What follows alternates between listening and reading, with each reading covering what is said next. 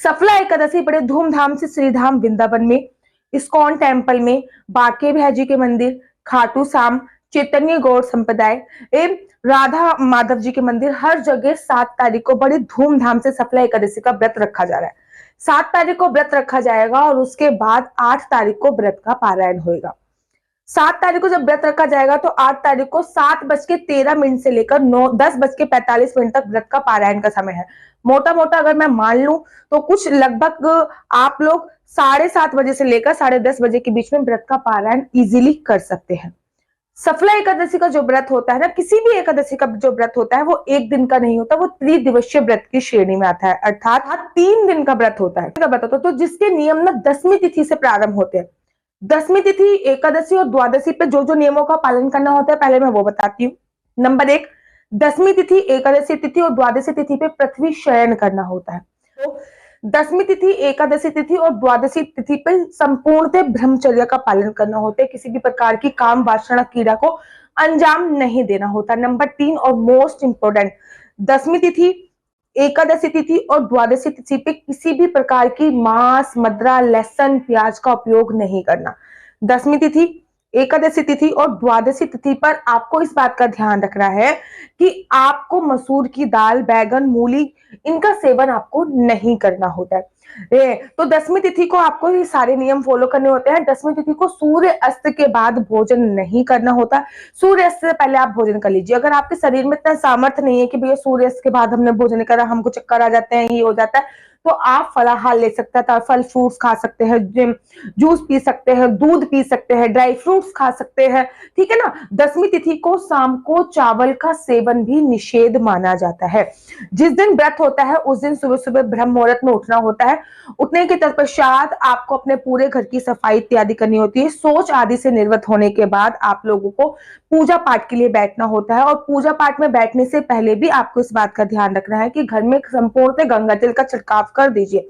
एकादशी पे कुछ नियम बांध लीजिए आप, जैसे कि नंबर 1, एकादशी पे हमेशा लड्डू गोपाल अगर घर पे है, लड्डू गोपाल अगर घर पे है तो आप एकादशी पर उनको पंचमृत से स्नान कराइए। नंबर 2 नियम, हमेशा एकादशी पे अखंड ज्योत अवश्य जलाएं। आप तिल के तेल की ज्योत जला सकते हैं, आप घी की ज्योत जला सकते हैं, आप सरसों के तेल की ज्योत जला सकते हैं। नंबर 3 नियम, एकादशी पर जल में कुछ ना कुछ डालकर अवश्य स्नान करें। आप कुछ भी डाल के स्नान कर सकते हैं, ठीक है ना। आप आंवले का रस डाल के स्नान कर सकते हैं, सप्त देव नदियां हैं उनमें से किसी का भी जल डाल के स्नान कर सकते हैं, आंवले का जल डाल के स्नान कर सकते हैं, नींबू डाल के स्नान कर सकते हैं, हल्दी डाल के स्नान कर सकते हैं, तिल डाल के भी स्नान कर सकते हैं। अर्थात मेरा कहने का मतलब है कि एकादशी पे खाली स्नान ना करें। ये कुछ आप एकादशी पे नियम अपनी जिंदगी में अवश्य बांधें।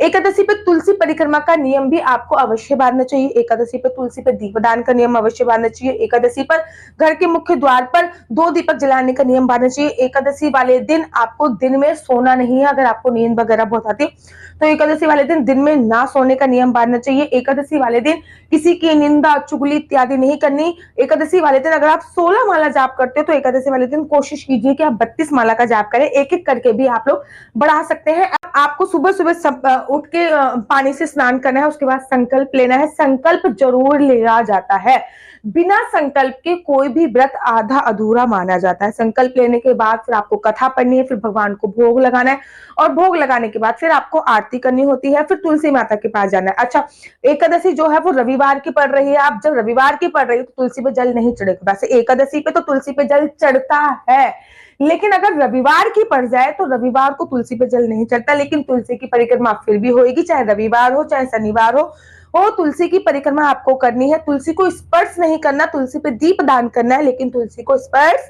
नहीं करना। इतना काम आपको अवश्य करना है। सुबह सुबह की पूजा विश्राम हो गई, घर का नित्य नियम का आपको जो भी काम है वो करो, लेकिन घर का नियम एक फॉलो कर लीजिए कि जब भी आप एकादशी वाले दिन हो तो हमेशा भजन चलाकर ही सारे काम करो या फिर महामंत्र चलाकर सारे काम करो।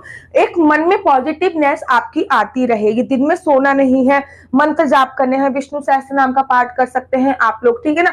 लड्डू गोपाल से थोड़ी बातें कर सकते हैं, उनके लिए भोग इत्यादि बना सकते हैं। हर एकादशी पे मखाने की खीर आपको अवश्य बनानी है। बाकी हर एकादशी का अपना एक पर्टिकुलर भोग होता है, जैसे कि ये सफला एकादशी है, इस पे भगवान को तिल का भोग लगाते हैं। अब आप ये भी प्रश्न पूछोगे दीदी तिल का भोग जब हम लगाते हैं तो तिल खुद भी खा सकते हैं? तिल फलाहार में आता है। तिल डाल के स्नान करने से, तिल का भोग लगाने से, तिल का दान करने से आपको अनंत गुना फलों की प्राप्ति होती है। आप तिल की पट्टी भी लेके आ सकते हैं या फिर तिल को भून कर और देसी घी में मिलाकर और थोड़ा सा खोआ मिलाकर थोड़ा सा बूरा मिला के लड्डू बना के खुद भी खाइए और कम से कम 11 लोगों को बांटने का भी प्रण लीजिए। ये नहीं केवल खुद ही आपने खा लिया। हाँ, इस दिन आप भगवान को तिल का भोग अगर आप लगाते हो तो आपको सूकर की योनि से मुक्ति मिलती है, इस बात का आपको ध्यान रखना है। उसके बाद शाम की पूजा का वक्त आता है। शाम की पूजा में घर के मुख्य द्वार पे 2 दीपदान अवश्य कीजिए। सफला एकादशी पे दीप दान करने की बहुत बड़ी महिमा है। आप आकाश दीप दान कीजिए, तुलसी दीप दान कीजिए, बट वृक्ष दीप दान कीजिए, समी वृक्ष दीप दान कीजिए, घर के मुख्य द्वार पे दीप दान कीजिए, आकाश पे दीप दान कीजिए, चाहो तो क्रीमित नदी मिलाकर उसमें भी दीप दान कर सकते हो, क्योंकि सफला एकादशी पर दीप दान की बहुत बहुत बड़ी महिमा कही गई है हमारे शास्त्रों में। एकादशी वाले दिन रात्रि जागरण का विशेष महत्व होता है। आप ये चाहो तो आपके कॉलोनी में जितने भी लोग हो कम से कम 12-1 बजे तक भगवान के भजन वगैरह गाओ, गीत वीत बजाओ। नहीं हो सकता तभी मैं कहती हूँ कि अखंड जोत अवश्य जलाओ, ठीक है ना, क्योंकि आप नहीं जग रहे हो, आपकी अब्सेंस में अखंड जोत तो जल रही है, मंदिर में एक जोत तो प्रज्वलित हो रही है ना। उसके बाद कम से कम 10 साढ़े 10 बजे तक जगना है। लड्डू गोपाल को नहीं जगाना, उनको सुला देना है। बड़े सारे लोग क्योंकि ये प्रश्न पूछ रहे हैं कि दीदी हम जग रहे हैं तो क्या लड्डू गोपाल भी जगेंगे? नहीं, उनको सुला देना है, वो उनको नहीं जगाना है। उसके बाद आप लोगों को क्या करना है, फिर आपको वो पृथ्वी शयन करना है। अगले दिन सुबह सुबह उठना है, स्नान इत्यादि करने के बाद आप चावल का कुछ भी रिलेट बनाइए, लड्डू गोपाल को स्नान कराइए। फिर लड्डू गोपाल को स्नान करवाने का चावल का आपने जो भी बनाया है वो लड्डू गोपाल को भोग लगाइए। फिर किसी ब्राह्मण को, किसी गरीब को या फिर जिसको खाने की आवश्यकता हो उनको खाना खिलाइए। उसके बाद खुद खाइए। कोई भी नहीं मिल रहा, गाय को खिला दीजिए।